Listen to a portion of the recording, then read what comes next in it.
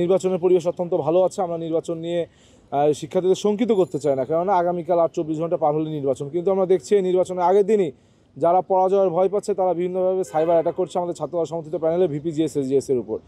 Cyber attack তারা করতেই পারে। আমাদের বিশ্বাস শিক্ষার্থীরা এই সাইবার অ্যাটাকের বিপরীতে আগামীকালকে 9 সেপ্টেম্বর তাদের ভোটাধিকার প্রয়োগের মাধ্যমে ব্যালট অ্যাটাক এই প্রতিক্রিয়াশীল গোষ্ঠীকে দিবে। আরেকটি বিষয় হচ্ছে এই সাইবার অ্যাটাক আপনারা দেখেছেন যে 5 আগস্টের পূর্ববর্তী সময়ে কেউ দেশের পক্ষে কথা বললে, কেউ রাষ্ট্রের পক্ষে কথা বলে, কেউ দেশপ্রেমিকতা পরিচয় দিলে তাকে গুম করা হতো। 5 আগস্টের পরবর্তী সময়ে এসে আমরা এখন দেখছি যে যারা দেশের পক্ষে, যারা রাষ্ট্রের পক্ষে, যারা দেশের সার্বভৌমত্বের পক্ষে দেশপ্রেমিকতা পরিচয় দেওয়া দিচ্ছে তাদেরকে বিভিন্নভাবে তাদের ফেসবুক আইডিগুলো ডিসেবল করা হচ্ছে, অর্থাৎ সাইবার অ্যাটাক করা হচ্ছে। সুতরাং দুটোকে আমরা একই সূত্রে গাথা বলে মনে করি। যারা গত 17 বছর এই ছাত্রলীগ আওয়ামী লীগের সাথে মিলেমিশে একাকার ছিল, সেখান থেকে প্রশিক্ষিত হয়ে সেই দীক্ষিত হয়ে আজকে সাইবার অ্যাটাক করছে বলে আমার মনে হয়। নাহলে এতদিন সাইবার অ্যাটাক হলো না, আজকে নির্বাচনের আগ মুহূর্তে মাত্র 24 ঘন্টা কেন সাইবার অ্যাটাক করা হবে?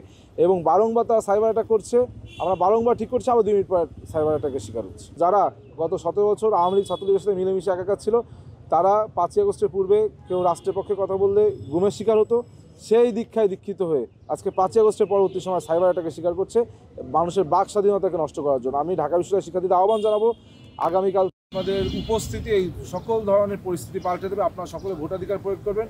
ভোটাধিকার প্রয়োগের মাধ্যমে আজকে হয়তো আমাদের 3-4 জনের আইডি ডিসেবল হয়েছে, কিন্তু এই প্রতিক্রিয়াশীল গোষ্ঠী যদি সামহাও বাই ফল্ট ইলেক্টেড হয়, তাহলে কিন্তু তারপরে থেকেই 40,000 শিক্ষার্থীর ফেসবুক আইডি ডিসেবল করে। প্রার্থী হিসেবে আমরা আসলে সেরকম সংখ্যা দেখছি না, আর সংখ্যা থাকলে এখন আমরা শঙ্কিত এই শিক্ষার্থীদের করতে চাচ্ছি না, কারণ আগামীকাল নির্বাচন।